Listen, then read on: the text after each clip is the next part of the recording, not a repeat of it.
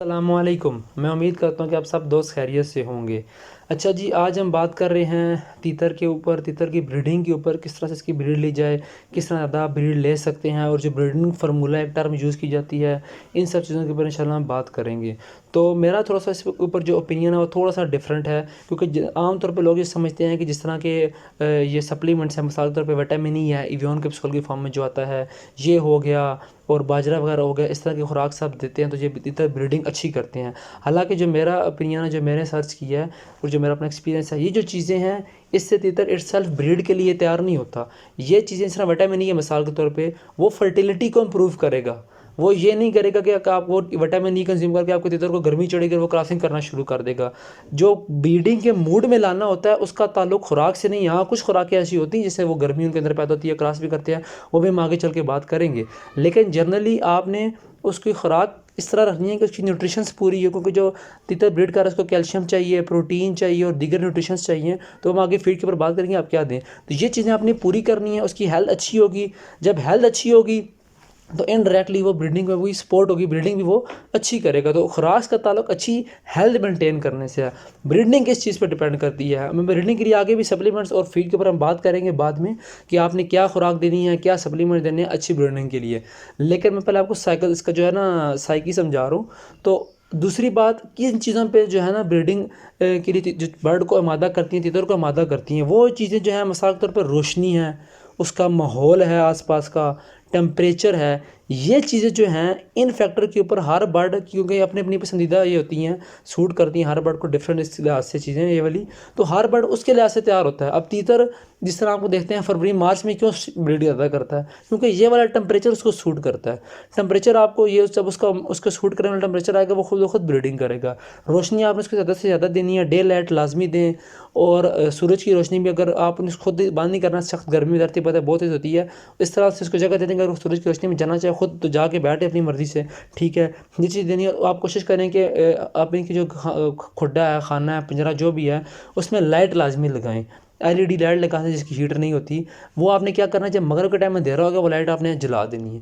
फिर जब आप रात को सो रहे होंगे उस टाइम लाइट बंद करनी है। इसका फ़ायदा क्या होगा, 5 6 7 8 घंटे लाइट बंद भी रहेगी, तितर को गर्मी अंधेरा मिलेगा, तितर सो भी लेगा, लेकिन बाकी ज़्यादातर उसको लाइट मिलती रहेगी। लाइट मिलती रहेगी, वो खाता रहेगा खुराक, ज़्यादा टाइम वो खुराक खाता रहेगा, तो उसकी ब्रीडिंग एग लेइंग अच्छी रहेगी। तो ठीक होगी बात।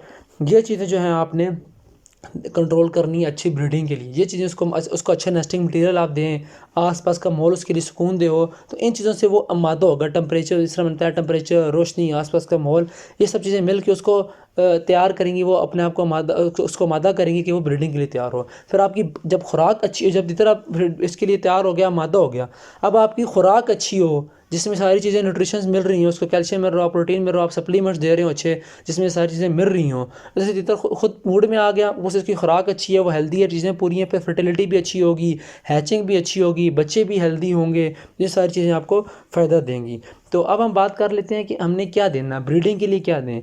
तो अभी जो आपको ये एक मैं मेडिसिन दिखा रहा हूँ, पहले मेडिसिन बता देता हूँ, सप्लीमेंट बता देता हूँ, फिर मैं फीड की तरफ आऊँगा। फीड वाला थोड़ा सा डिटेल से बात करेंगे, क्योंकि फीड का भी काफ़ी अहम ताल्लुक है ब्रीडिंग के लिहाज से। मैंने एक्सप्लेन कर दिया किस तरह से ताल्लुक है। तो ये जो है आपको दवाई शो हो रही है, लोग ज़्यादातर एवियन कैप्सूल यूज़ करते हैं, वो बहुत अच्छी बात है, ठीक है। विटामिन ई होता है, मैंने पहले बताया कि फर्टिलिटी को इंप्रूव करता है।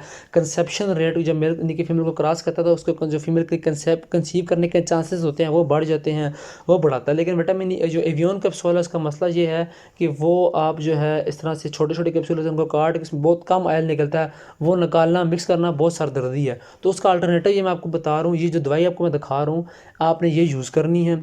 ये विटामिन ई ही है इसके अंदर, और भी विटामिन है लेकिन विटामिन ई भी अच्छी खासी क्वांटिटी में है। तो ये आपने इसके ड्रिंकिंग वाटर में डालना है। इसके ऊपर भी लिखा होता है कि आपने इसके 1 लीटर पानी में 5 cc 5 ml ये डालना है, यानी कि एक खाने का चमचा आप समझ लें, आपने 1 लीटर पानी में ये डालना है। तो ये आपने डालना है, ये आप पानी में डाल के इनको दें, ठीक है। अगर आप थोड़ा सा, ये थोड़ा सा सस्ता है, मतलब 150 रुपये की दवाई है। अगर आप थोड़ा सा ज़्यादा पैसे लगा सकते हैं, अफोर्ड कर सकते हैं, आपका सर थोड़ा बड़ा है, तो ये जो भी आपको मेडिसिन दिखा रहा हूँ आप ये ले लें। इसमें विटामिन ई और सेलेनियम दोनों हैं, याद रखें। विटामिन ई और सेलेनियम का कम्बिनेशन बहुत अच्छा है अगर आप ब्रीडिंग को इम्प्रूव करवाना चाह रहे हैं। तो आप ये वाली मेडिसिन ले लें अगर आप ये अफोर्ड कर सकते हैं। तो ये 600 रुपये की 650 रुपये की ये मेडिसन है।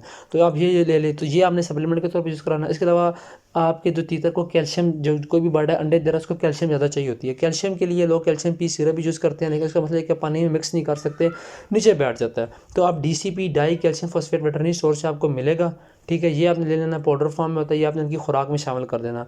जो आपकी 1 किलो खुराक है ना, 1 किलो खुराक, उसमें आप समझ लें 2-3 खाने के चमचे आपने मिक्स कर देने हैं, तो उससे कैल्शियम की जो उनकी रिक्वायरमेंट है वो भी पूरी हो जाएगी। खुराक है वो मैं आगे चल के बता रहा हूँ अभी। तो ये होगी बात इनके सप्लीमेंट्स की। अब इनको हाई प्रोटीन भी चाहिए होती है जब वो ब्रीड कर रहे होते हैं, तो उसके लिए फिर आपने इनको फीड बहुत अच्छी देनी है। तो फीड जो है आपकी, इसमें आप फीड को ना 2 हिस्सों में आप तकसीम कर लें, ठीक है। एक आपकी फीड होगी सॉलिड फीड, ठीक है, जिसमें आप आमतौर पे दाने वगैरह देते हैं परिंदों को। और एक होगी आपकी सॉफ्ट फूड जिसे कहते हैं, जिसमें आपकी सब्जियां, फल, फ्रूट वगैरह ये चीज़ें आ जाती हैं। तो जो सॉलिड फूड है उसमें आपने, लोग पंजाब वाली साइड पे जदीद की एक फ़ीड आती है, जदीद नाम की फ़ीड आती है, वो यूज़ करते हैं, वो भी अच्छी है, वो भी यूज़ कर सकते हैं। जिस एरिया में हम रहते हैं वाह कैंट, इधर ज़्यादातर वो जदीद की फ़ीड आती नहीं है। फिर नेशनल की फ़ीड और इस्लामाबाद फ़ीड्स बहुत चलती हैं, वो इस्तेमाल करते हैं। तो इस्लामाबाद की फ़ीड नंबर 3 और फ़ीड नंबर 13 ये आप मिक्स कर लें, दोनों ब्रीडिंग के लिए होती हैं। तो ये इस साल खुद ब्रीडिंग के लिए यानी कि एग लेइंग के लिए तैयार की गई है। इनमें काफ़ी चीज़ें होती हैं, लेकिन अब पिछले काफ़ी दिनों से इनकी जो क्वालिटी है वो डाउन है। इसके अंदर आपने क्या करना है, इस खुराक की लेनी है 5 किलो आप 3 नंबर, 5 किलो इस्लामाबाद की 13 नंबर ले लें। इसके अंदर आपने 1.5 किलो छोटा बाजरा जो होता है वो शामिल करना है, 1 किलो गोल गंगनी शामिल करनी है, 1 किलो लाल गंगनी शामिल करनी है, 1 किलो जो है ना आपने चीना शामिल करना है, ठीक है। और आपने 1 पाव 200 ग्राम जो है सूरजमुखी शामिल करनी। सूरजमुखी को आप क्रश कर लें, कूट लें। अच्छा, फिर आपने 250 ग्राम दलिया जौ का, 250 ग्राम दलिया जई का, ये आपने मिक्स कर लेना है। ये आपकी एक अच्छी सॉलिड फूड बन जाएगी। ये आप इनको दें, सुबह दे दें, चाहे दिन के टाइम पे 2 दफ़ा दे दें थोड़ी थोड़ी करके। फिर आपने दूसरी तरफ आपने इनको सब्जियां भी देनी है, ग्रीन सब्जियां भी लाजमी देनी है। वो आप क्या करें, बिल्कुल बारीक क्रश करके, जिस तरह पालक है उसको बिल्कुल बारीक क्रश करके, लूसन है उसको लूसन तो खैर आप इसी तरह में डाल सकते हैं, वो खा लेंगे। पर दूसरी दीगर सब्जियां और फ्रूट्स जो हो गए कोई भी, वो आप उनको बारीक क्रश करके इनको दें, वो इनको खिलाएं।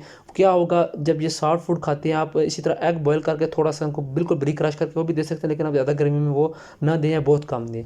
तो ये क्या होगा, आपकी एक अच्छी बैलेंस खुराक हो जाएगी। इस खुराक में आपकी प्रोटीन भी आ जाएगी अच्छी क्वांटिटी में, क्योंकि लूसन जो अगर आप दे रहे हैं उसमें अच्छी खासी प्रोटीन है। बहरहाल एक अलग टॉपिक है। पालक में भी प्रोटीन ठीक क्वांटिटी में होती है। अगर आप कीड़े खिला रहे हैं तो कीड़ों में तो बहुत ही प्रोटीन होती है, लेकिन कीड़े थोड़े एहतियात से खिलाएं। तो इसके अलावा ये तो आपकी नॉर्मल खुराक हो गई। और आपकी मल्टीविटामिन भी आप इसके अलावा कोई भी मल्टीविटामिन यूज़ कर सकते हैं, अच्छी क्वांटिटी का मल्टीविटामिन।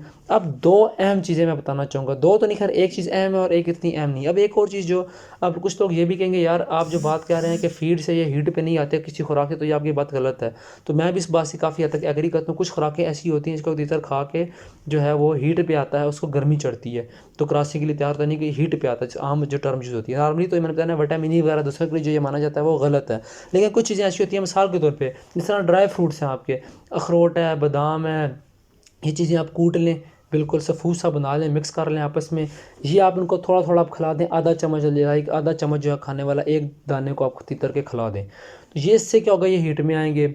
मोटी इलायची का जो दाने होते हैं, एक दाना, सिर्फ एक दाना, क्योंकि वो बहुत गर्म होता है, शदीद गर्मी में वो भी नहीं खिलाना, वो एक दाना आप खिलाएंगे तो वो आपको तीतर गर्मी में हीट में आएगा, क्रॉसिंग के लिए तैयार होगा, ठीक है। तो ये चीज़ें जो होंगी मिल के आपके उसको हीट पे लाएंगी।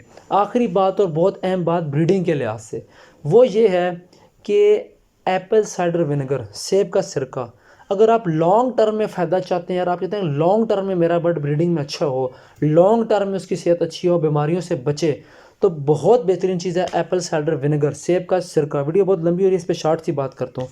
आपने क्या करना है, आपने सेब का सिरका लेना है, अच्छी मुख्तलिफ कंपनीज का आता है, उनके होम्योपैथिक में भी आता है, ठीक है, इंग्लिश में भी आता है। बहरहाल आपने अच्छी से अच्छी कंपनी का लेना है, वो आप आपने खुद सर्च कर लेनी है। ब्रैक का वैसे बहुत अच्छा होता है, वो थोड़ा महंगा होता है, बेशक आप वो लेने। बहरहाल आप कोई भी और अच्छी लेंगे सेब का सिरका, वो आपने किस तरह इस्तेमाल करना है, वो आपने जो पीने वाला पानी है 1 लीटर पानी में 1 सीसी डालना है शुरू में, मतलब महीना इसी तरह पिलाना है।